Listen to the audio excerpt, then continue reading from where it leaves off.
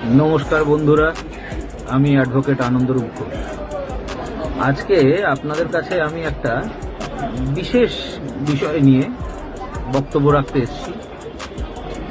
এখন থেকে ল টক্স with advocate আনন্দরূপ Ghosh এই অনুষ্ঠানে আমার পেজ, এইটাই নাম সেই পেজের, তাতে আপনারা ছোট ছোট আইনি টিপস এবং খবরাখবর পাবেন।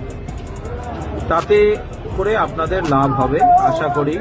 এবং যদি আপনাদের কোনো কোয়েরি থাকে, ওখানে আমার ফোন নাম্বার এবং ডিটেলস দেয়া আছে, আপনারা অ্যাপয়েন্টমেন্ট নিয়ে যোগাযোগ করতে পারেন।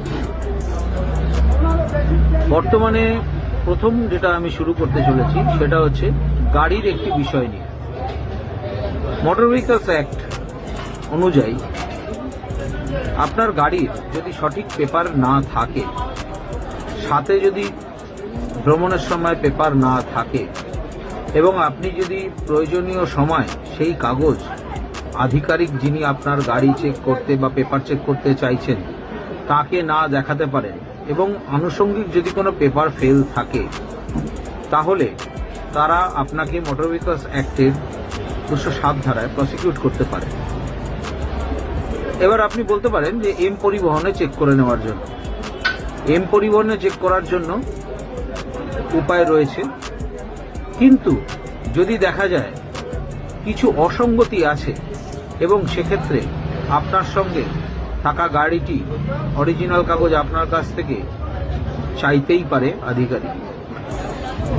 আপনি যদি তৎক্ষণাৎ সেই কাগজ না থাকে, প্রসিকিউশনের 207 যে প্রসিকিউশন হবে সেটাতে আপনি বাধা দান করবেন না।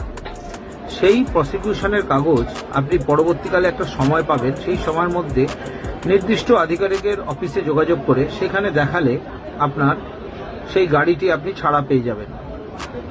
বলা ভালো, 207 প্রসিকিউশন যে মুহূর্তে হবে, আপনার গাড়িটি কিন্তু সিজ করে নিকটবর্তী যে জুরিসডিকশনাল থানা সেখানে রেখে দেওয়া হবে। যদি গাড়ির কোনো পেপার ফেল থাকে বা কোনো কিছু যদি অসঙ্গতি থাকে, তার পুরোপুরি সঠিক কাগজপত্র প্রডিউস করা এবং সেই ফেল যে কাগজগুলো আছে তার ফাইন ভরার দায়িত্ব আপনাদের ওপরেই বর্তাবে। সিজার লিস্টে সেগুলো মেনশন থাকবে। এই বিষয়টিতে আপনারা অযথা কোনো আধিকারিক, সে পুলিশ হোক, মোটর ভেহিকল ইন্সপেক্টর হোক, যেই হোক, তাদের সঙ্গে কিন্তু বাকবিতণ্ডা অথবা কোনো রকম ঝুট ঝামেলায় যুক্ত হওয়ার চেষ্টা করবেন না। এম পরিবহন আছে, তবে এম পরিবহন এক্সক্লুসিভলি নয়। চাইলে আধিকারিককে আপনার ডকুমেন্টস দেখাতে আপনি বাধ্য, এটা জানবেন। সেক্ষেত্রে আপনি কোনো দালাল চক্র বা কোনো ব্রোকার যারা কোর্টে এবং বিভিন্ন জায়গায় ঘুরে বেড়ায়, তাদের কাছে নিজের এই সমস্যা নিয়ে যাবেন না। এই সমস্যা আপনার যে খরচে, যেটুকুনি সাহায্যে, আইনি সাহায্যে আপনার হয়ে যাবে, সেটা আপনার একজন উকিলবাবু যে ফিস যে রেটে করে দেবেন, সেটা যে কোনো দালাল আপনার ক্ষেত্রে জিনিসটা বাড়িয়ে দেবে। তার কারণ, প্রথমে দালাল নিজের একটি ফিজ নামক বস্তুকে নিজের বলে জুড়ে দেবে উকিলের ফিজের সাথে। তাই দয়া করে আপনারা চেষ্টা করবেন উকিলের সাথে যোগাযোগ করে, আপনার পরিচিত উকিল, যেই আপনার পরিচিত উকিল হোক না কেন, তার চেম্বারে গিয়ে তার সঙ্গে যোগাযোগ করে করবেন। রাস্তায় যে কোনো কাউকে উকিল মনে করে অ্যাপ্রোচ করবেন না।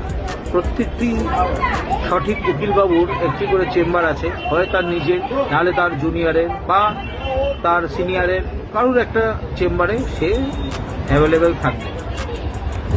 তাই আজকের মতো আপনাদের এইটুকুনি আমি আইনি একটা পরিষেবার বিষয়ে জানালাম। এটা একান্তভাবেই আমার আইনি পরিষেবার একটি অঙ্গ, কারণ আপনারা এডুকেটেড হলে আমাদেরও আপনাদের সাথে কাজ করতে সুবিধা হয়।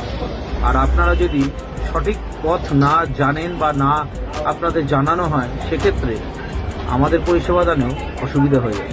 ধন্যবাদ, সবাই ভালো থাকবেন। আর খুব শীঘ্রই পরবর্তী কোনো বিষয় নিয়ে আপনাদের কাছে আসছি। কোনো কোয়েরি থাকলে জানাবেন, আমাকে ফলো করবেন, দয়া করে এই পেজটিকে ফলো করবেন এবং বিভিন্ন রকম আইনি পরিষেবা খবরাখবর পেতে এখানে চোখ রাখবেন। ধন্যবাদ, নমস্কার।